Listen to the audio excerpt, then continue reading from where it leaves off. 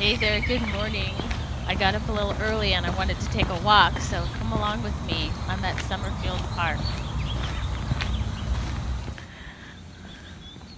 I'd like to tell you a little bit about myself. I work for the University of California at Davis and I'm a senior editor. I manage an online science journal called San Francisco Estuary and Watershed Science. And this journal is free for readers and free for authors, scientists, to submit publications to. Now, most scientific publications require some kind of a subscription, but the one that I've managed for about 20 years now does not, and that's called open access. That's really important because lots of times when we need the kind of scientific information to help us solve complex problems, sometimes we can't get it. And these researchers are very important in order to give us that kind of insight on what the natural world is telling us.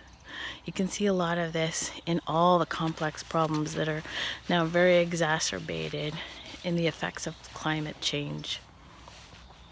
But I don't want to go into that story right now. What I want to let you know is science and scientific editing has been a passion for me for a long time.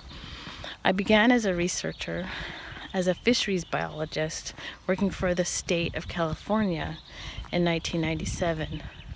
And then by the time, maybe 3 years in the year 2000, I decided I was best suited to help those researchers get their information out. So I became an editor. And in 2003, we established the journal.